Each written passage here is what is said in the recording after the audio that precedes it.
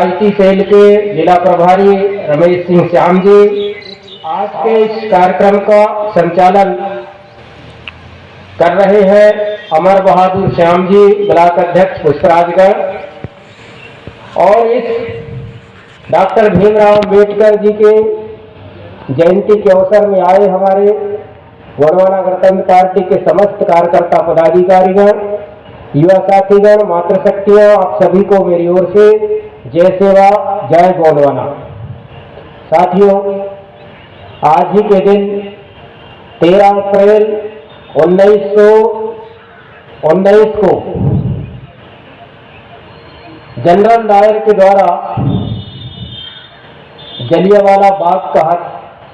जलियांवाला बाग में हत्याकांड किया गया था। और आज ही के दिन डॉक्टर भीमराव अंबेडकर जी का जन्म हुआ था 14 तारीख को।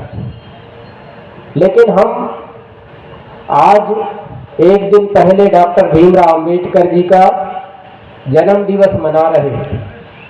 लेकिन देश की आज़ादी के लिए 13 अप्रैल 1919 को इस देश के मूल निवासी देश की आज़ादी के लिए संघर्ष करते हुए जलियांवाला बाग में अंग्रेज जनरल डायर के द्वारा हजारों लोगों को मार दिया गया। उनको भी इस मंच की ओर से, गोंडवाना गणतंत्र पार्टी की ओर से हम लोग सच्ची श्रद्धांजलि अर्पित करते हैं। और इसी के साथ आज हम डॉक्टर भीमराव अंबेडकर जी का, उनका जन्म 14 अप्रैल को हुआ था, लेकिन आज हम 13 अप्रैल को उनका जन्म दिवस भी मनाने जा रहे हैं। साथियों, डॉक्टर भीमराव अंबेडकर कौन थे, क्यों उनका जन्म दिवस मनाया जाता है, क्यों उनको पूजा जाता है, इस बात को जानने की आवश्यकता है। जिस दिन डॉक्टर भीमराव अंबेडकर जी को आप जान जाएंगे, जिस दिन आप डॉक्टर भीमराव अंबेडकर ने इस देश के लिए क्या योगदान दिया, इस देश के आम जनमानस के लिए उन्होंने क्या किया, इस बात को जिस दिन आप समझ जाएंगे, उस दिन आपकी सच्ची आजादी होगी, उस दिन आपको आजादी मिलेगी। डॉक्टर भीमराव अंबेडकर के बारे में हम समझ जाएंगे, क्योंकि बाबा साहब वो सिंबल ऑफ नॉलेज थे, उसके बराबर दुनिया में क्या, इस धरती में आज तक के इतिहास में कोई उसके बराबर पढ़ाई नहीं कर पाया। एक से एक उन्होंने डिग्री ली और पूरे विश्व के सबसे बड़ा लोकतंत्र कहाँ का है? हमारे भारत देश का है। और इस भारत देश के संविधान को बनाने का काम डॉक्टर भीमराव अंबेडकर ने किया है।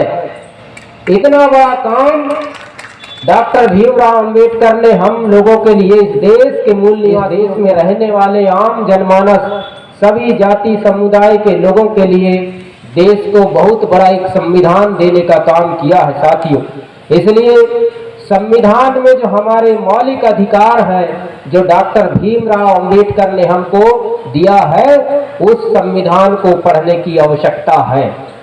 आज हम लोग, हमारे गरीब तबके के लोग, दलित, पिछड़े, शोषित लोग, हम संविधान को नहीं पढ़ पा रहे हैं। इसलिए हर जगह हमारे साथ शोषण हो रहा है, हम शोषण के शिकार हो रहे हैं, हर जगह हमको लूट लिया जाता है। इसलिए साथियों, संविधान को सबसे ज्यादा पढ़ने की आवश्यकता है। इसलिए आज हम डॉक्टर भीमराव अंबेडकर के जन्म दिवस एक दिन पहले मना रहे हैं, क्योंकि 14 अप्रैल को जिले के अंदर और भी जगह बहुत सारे कार्यक्रम हैं। पूरे देश में, पूरे प्रदेश में हमारे संगठन बाबा साहब का जन्म दिवस मनाया जाएगा। और बाबा साहब के द्वारा जो भी संविधान में प्रदत्त हमारे लिए कानून और हमारे लिए जो मौलिक अधिकार दिए हैं, उन बातों को हम लोग अध्ययन करेंगे। हमारे दलित, शोषित, गरीब समुदाय के लोग, वंचित लोगों के बीच इस संवैधानिक विचारधारा को पहुंचाने का काम इस आंदोलन के माध्यम से गोंडवाना गणतंत्र पार्टी की ओर से ये संदेश को पहुंचाया जाएगा। इसी कड़ी पर आज यदि दादा हीरा सिंह मरकाम जी नहीं होते तो गोंडवाना आंदोलन आप सबके गांव तक नहीं आता। दादा मरकाम ने बहुत बड़ा काम किया। देश के 14 प्रांतों में दादा मरकाम ने गोंडवाना समग्र विकास क्रांति आंदोलन के माध्यम से जंगलों में, पहाड़ों में रहने वाले हमारे मूल निवासी समुदाय, चाहे वो किसी भी जाति, धर्म, संप्रदाय से संबंधित हो, उन सबको जगाने का काम किया। उन सबको अपने हक, अधिकार और न्याय दिलाने के लिए जीवन के 45 साल उसने संघर्ष करते हुए हम सबको प्रेरित किया, जगाने का काम किया है। साथियों, आज हम दादा मरकाम को दूसरा अंबेडकर के रूप में हमारे समुदाय के लोग देखते हैं, जानते हैं और मानते हैं। इसलिए दादा मरकाम का कार्य भी कम नहीं है। बाबा साहब के बराबरी दादा हीरा सिंह मरकाम ने आदिवासी समुदाय को जगाने का काम किया। देश में आदिवासियों का मान सम्मान बढ़ाने का काम किया है। आदिवासियों के धर्म, भाषा, संस्कृति, जल जंगल, जमीन को, उनके मौलिक अधिकार को और भारत के संविधान को दादा मरकाम ने गांव में, आदिवासियों के बीच में, अनुसूचित जातियों के बीच में, अनुसूचित जनजातियों के बीच में, अन्य पिछड़ा वर्ग के बीच में जागरूकता के बताने का काम दादा मरकाम ने किया। इतना महत्वपूर्ण काम को दादा मरकाम ने हम सबको करते हुए बताने का काम किया है। साथियों, उसी कड़ी पर आज हम लोग दादा मरकाम को इस मंच के माध्यम से पुनः याद करते हुए आज हम सब लोग भीमराव अंबेडकर जी के जन्म दिवस के कार्यक्रम के साथ भारत के संविधान बचाओ, लोकतंत्र बचाओ का यह कार्यक्रम है, क्योंकि वर्तमान की सरकारों के द्वारा इस देश के जो कानून व्यवस्था है, इस देश का जो संवैधानिक व्यवस्था है, इस देश का जो लोकतंत्र है, उसको खतरे में डाल दिया गया है। आज डायरेक्ट फैसले होते हैं, आज सीधा सीधा फैसला, सीधा अटैक होता है। हमारे हक अधिकारों को सीधा सीधा संशोधित किया जा रहा है। इस बात से सावधान होने की आवश्यकता है, क्योंकि आने वाला समय और भी गंभीर हो जाएगा। इसलिए आप सभी गोंडवाना के सभी जांबाज सिपाहियों, गोंडवाना के सभी मातृशक्ति, पितृशक्ति, युवा साथी, आप सबसे हम अपील करना चाहते हैं कि आप सबसे ज्यादा शिक्षा ग्रहण करिए। शिक्षित होंगे और शिक्षा के क्षेत्र में चलेंगे, तभी हम इस देश में अपने मौलिक अधिकार को प्राप्त कर सकते हैं। आज हमको सरकार शिक्षा से भी वंचित करने का काम कर रहा है। 18 साल से मध्य प्रदेश में शिवराज जी की सरकार है, यानी भारतीय जनता पार्टी की सरकार है, लेकिन आज आप गांव में जाएंगे, ग्रामीण क्षेत्र में जाएंगे तो शिक्षा का बेहाल है।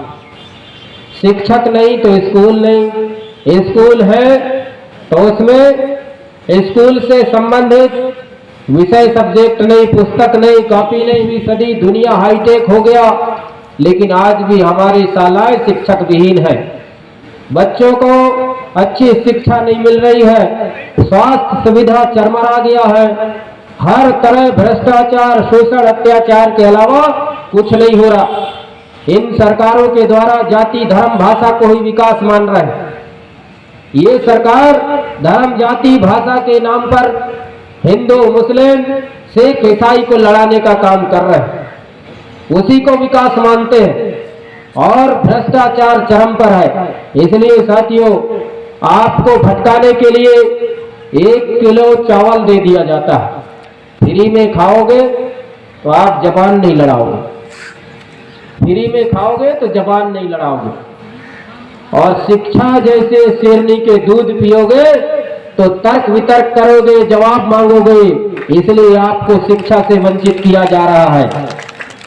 और जो भी राशन आपको मिलता है, वो तमाम राशन, खाद्यान्न जो सरकार से आपको मिल रही है, वो कीटनाशक, फर्टिलाइजर से पैदा हुआ धान, गेहूं आपको दी जा रही है, यानी उसमें स्लो पॉइजन वाला जहर मिला है। पूछना चाहूंगा, आप किसान हैं, हम सब किसान हैं, आप धान भी बोते हो, गेहूं की फसल भी लगाते होते हो, हम उसको डायरेक्ट खा लेते। क्या आप यूरिया को खा लोगे सीधा सीधा? डीएपी को खा लोगे सीधा सीधा? नहीं खा सकते। लेकिन खेत में जब यूरिया डीएपी डालते हो अधिक पैदावार के चक्कर में, तो उस फसल के साथ में आपके पेट में यूरिया और डीएपी जा रहा है। इसलिए आज बीमारियां आदिवासी क्षेत्र में, जंगल पहाड़ में भी हमारे लोग बीपी के शिकायत हमारे लोगों को, लकवा के शिकायत हमारे लोगों को अटैक आ रहा है, शुगर पेशेंट बढ़ रहे हैं। तो स्लो पॉइजन वाला जो दाना है, जो 1 रुपया किलो फ्री में सरकार बांट रहा है, वो रोग आपको दे रहा है। और उस रोग को ठीक करने के लिए सरकार योजनाओं के नाम पर भ्रष्टाचार, मध्य प्रदेश के स्वास्थ्य मंत्री की आय की संपत्ति की जांच करवा लीजिए। जिन जिन लोगों ने स्वास्थ्य मंत्रालय संभाला वो करोड़पति हो गए, अरबोपति हो गए। 7-7 करोड़, 6-6 करोड़, 600 करोड़ का उनका एक एक फार्म हाउस है। साथियों, ये स्थिति मध्य प्रदेश की कैबिनेट, मध्य प्रदेश की सरकार 18 साल में अपने लिए उपलब्धि कमाई है। आप लोगों को लूटने का काम कर रहे हैं। इसलिए शिक्षा और स्वास्थ्य मध्य प्रदेश में चरम स्थिति पर है। मध्य प्रदेश के मूल निवासियों को न्याय नहीं मिल रहा। इस देश के अंदर, इस प्रदेश के अंदर सबसे ज्यादा सरकारी जेलों पे यदि कोई बंद है तो आदिवासी लोग बंद हैं। क्यों? आदिवासियों को जेल में आदिवासियों को बंद करके रखोगे, आदिवासियों के नक्सली के नाम पर गोली चलाओगे, आदिवासियों के माओवादी के नाम पर मारोगे, तो आदिवासी के पैर के नीचे जो खनिज संपदा है उसे सरकार लूटने का काम कर रही। वो खनिज संपदा जो हमारे जमीन पर है, हमारे धरती पर है, उसे लूटने के कारण हम लोगों को नक्सलवाद, माओवाद से जोड़ दिया जाता है। और नक्सलवाद, माओवाद के नाम पर लाखों आदिवासी बेकसूर लोगों को इस 18 साल के दरमियान में बीजेपी शिवराज मामा के शासनकाल में जेल में ठूंस दिया गया है। फर्जी मामला बनाए जा रहे हैं। आज राजनीतिक रूप से दंगा फसाद हो रहा है। देखने को मिला होगा, कोई भी रैली निकलती है तो दंगा हो जाता है। दंगा कराने के प्रायोजित स्कीम है। खरगोन में जो दंगा हुआ उसमें दंगा करवाने वाले यही सरकार के अंग के लोग हैं, अनुवांशिक संगठन के लोग हैं जिन्होंने दंगा करवाया। और उस दंगा में सिर्फ इस देश के मूल निवासियों को फंसाने का काम ये भारतीय जनता पार्टी की सरकार कर रही है। यानी लोग जाग रहे, संविधान को पढ़ रहे हैं, डॉक्टर भीमराव अंबेडकर के किताब को पढ़ रहे हैं, बाबा साहब के बनाए हुए लोकतंत्र और मौलिक अधिकार को समझने लगे, आवाज उठाने लगे। तो इनको लगा कि ये आवाज उठाने वाले लोगों को दबाने और कुचलने की आवश्यकता है। इसलिए धर्म जाति के नाम पर, धार्मिक आस्थाओं के नाम पर खिलवाड़ करते हुए